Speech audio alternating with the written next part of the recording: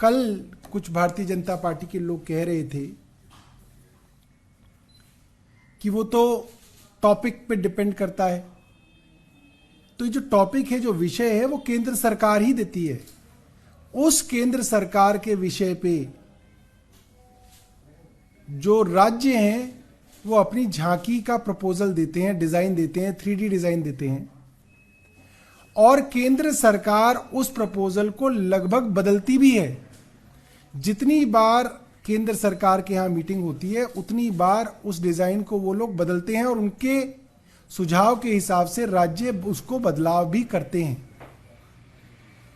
तो ये तो कोई कह ही नहीं सकता कि ये डिजाइन का कंपटीशन होता है। ये कोई कंपटीशन नहीं होता। उन्होंने हमारे डिजाइन में कुछ सुझाव दिए थे, हमने वो सुझाव मान लिए थे। अगर वो और सुझाव देते तो वो सुझावों पे भी हम लोग विचार करते। विकसित भारत विषय पे क्या कहा जा सकता है कि भारत कैसे विकसित होगा? शिक्षा और स्वास्थ्य व्यवस्थाओं से भारत शिक्षित होगा। और दिल्ली सरकार ने अपने टेबलों के अंदर दिल्ली के स्कूल और दिल्ली के मोहल्ला क्लिनिक्स के मॉडल को प्रपोज किया था। और ये इत्तेफाक नहीं है कि पंजाब सरकार के 26 जनवरी की झांकी को भी केंद्र सरकार ने रिजेक्ट कर दिया है। हमारा मानना है कि ये दुर्भावना वाला कदम है और केंद्र सरकार सिर्फ और सिर्फ आम आदमी पार्टी की सरकारों से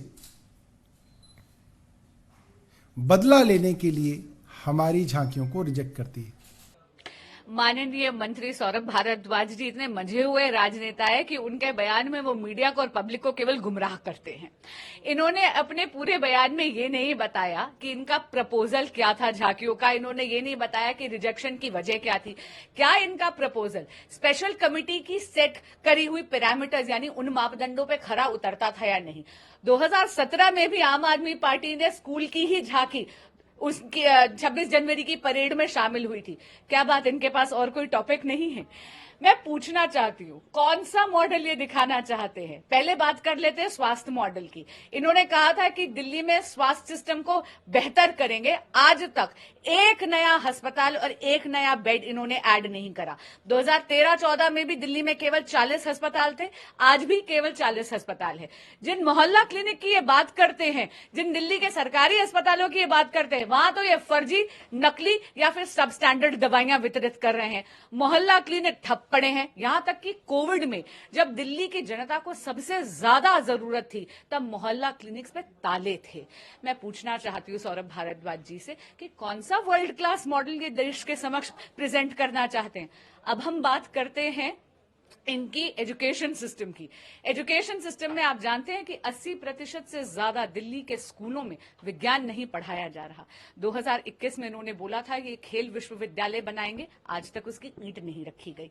ये टारगेट रखते हैं 6000 क्लासरूम्स बनाने का, बनाते केवल 4000 क्लासरूम्स हैं। बना देते हैं टॉयलेट्स, उनको डाल देते हैं क्लासरूम की श्रेणी में और पैसा ले लेते हैं 7000 क्लासरूम्स का। सौरभ भारद्वाज जी से मैं आग्रह करूंगी कि आप जितना समय बयानबाजी में डालते हैं, यदि आप वो दिल्ली की स्वास्थ्य व्यवस्था को, स्कूल व्यवस्था को ठीक करने में लगाएंगे तो शायद कुछ मुद्दों का निवारण हो पाएगा। और एक बात मैं आपको जरूर याद कराना चाहूंगी, अगस्त 2023 में इन्हीं के एक विधायक ने, किराड़ी से जो एमएलए हैं, उन्होंने, गोविंद साहब ने उठाया था प्रश्न विधानसभा में ये कहते हुए कि उनकी कॉन्स्टिट्यूएंसी में 0 हेल्थ सिस्टम है आज के दिन।